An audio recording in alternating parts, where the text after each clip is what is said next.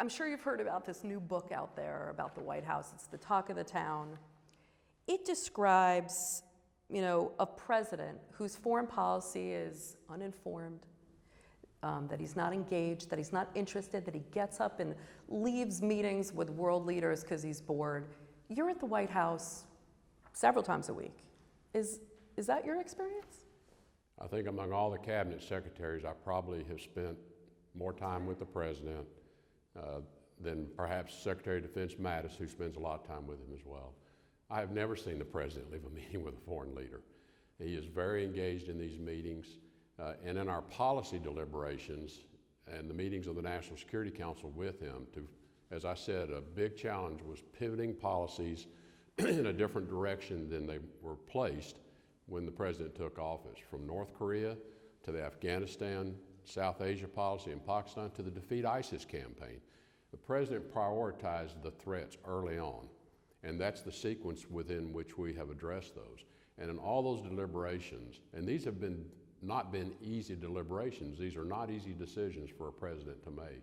He has been very deliberative. He has listened to the arguments. He argues back as he should. He pushes back, and in the end, he makes a decision which we then implement. I would tell you, on all of the major policy areas, the president has made the right decision on every one of those. How we got there involves a lot of debate, and it should involve a lot of debate.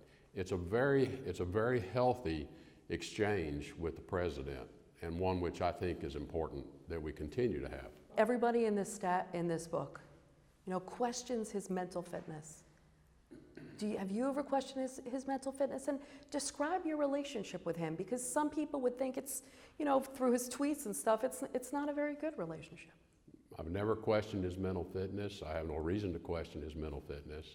My relationship with him, and it is a developing one, and I remind people, and I think it's well known, that he and I did not know one another before he asked me to serve as Secretary of State.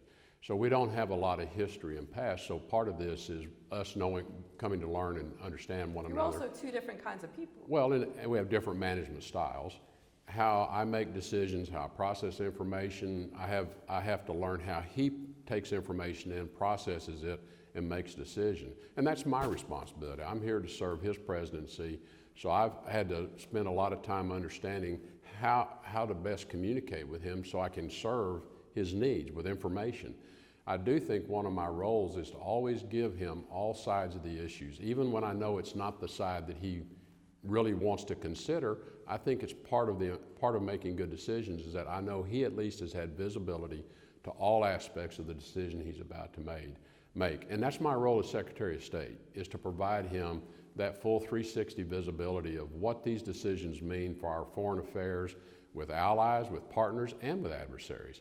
And I think what comes out sometimes, what people see then, is they think that is conflict, when it's not. It's a normal process of having the president look at all sides and then saying, I don't like that. And that's healthy, that's good. I mean, people should feel good about the way decisions are made, because it's not just one of giving in to what you think the president wants, rather helping him see the full array of all of the options and what the implications of those are. And then he decides. He's the commander-in-chief, he's the president, he decides, and then we'll implement against his decisions. Reflecting back, what have you learned about yourself, and what might you do differently next year?